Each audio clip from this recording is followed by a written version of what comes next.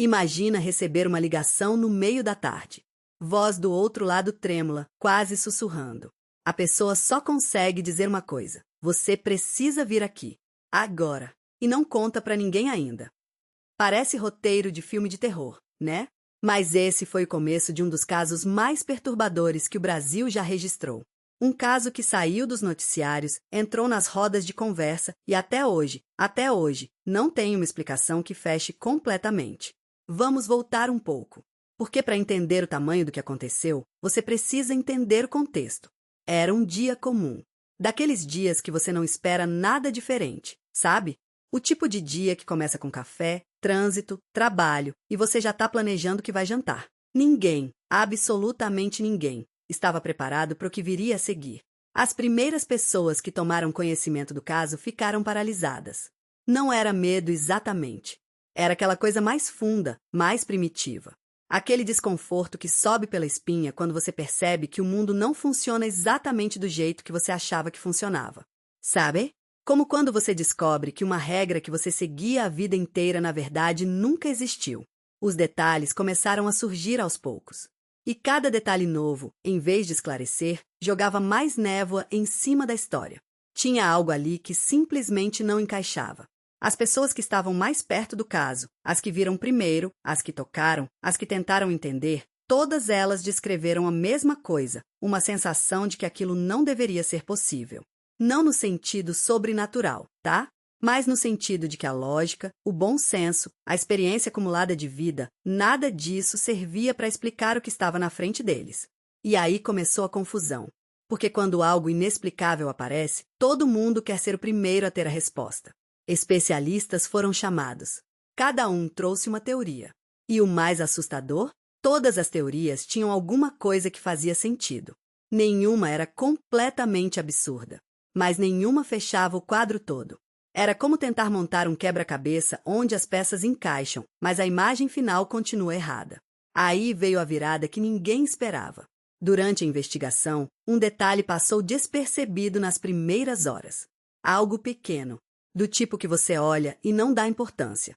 Mas quando uma pessoa, uma só, com olhos frescos e sem os vícios das teorias anteriores, apontou aquilo, o silêncio que se seguiu disse tudo. Era um silêncio pesado, daqueles que você sente na garganta, porque naquele momento todo mundo percebeu. Esse detalhe muda tudo. Esse detalhe não é periférico. Ele é o centro da história. E se ele estiver mesmo no centro, então o que todo mundo acreditava até agora estava errado. A repercussão foi imediata. A história começou a se espalhar de um jeito que histórias verdadeiramente perturbadoras se espalham, não com barulho, mas com sussurros. Mensagem encaminhada sem comentário. Print sem legenda. Aquele tipo de coisa que você manda para alguém só com um que é isso, porque você mesmo não sabe por onde começar a explicar. E aí as pessoas começaram a cavar. Internet é uma ferramenta poderosa quando uma multidão decide que quer uma resposta. Fóruns, grupos, threads quilométricas. Cada um contribuindo com um pedaço. Alguém achou um registro antigo que conectava pontos. Outro trouxe um relato de testemunha que ninguém tinha ouvido ainda. A história foi crescendo, ganhando camadas, ficando mais densa e, ao mesmo tempo, estranhamente, mais e mais difícil de segurar com as mãos. Mas o clímax mesmo, o momento que fez o Brasil parar, aconteceu quando as peças mais improváveis se juntaram. Quando o que parecia coincidência demais para ser coincidência revelou um padrão. E padrões, meu amigo, são a coisa mais assustadora que existe. Porque coincidência você descarta. Padrão você não consegue ignorar. Naquele momento, ficou claro que esse caso não era um episódio isolado. Era um ponto numa linha. E se você traçar essa linha, ela leva a lugares que deixam qualquer pessoa desconfortável. Não porque seja coisa de outro mundo, mas porque é coisa desse mundo, feita por pessoas desse mundo, e isso é assustador de um jeito completamente diferente. O desfecho? Bem, esse é o ponto. Não tem um desfecho limpo. Não tem aquela cena do detetive reunindo todo mundo na sala e explicando passo a passo. A vida real raramente oferece isso. O que ficou foi uma mistura de respostas parciais, teorias mais plausíveis que outras e aquela pulga atrás da orelha que não sai. Sabe qual é a sensação? É a sensação de ter assistido um filme incrível e descobrir que os últimos 10 minutos foram cortados.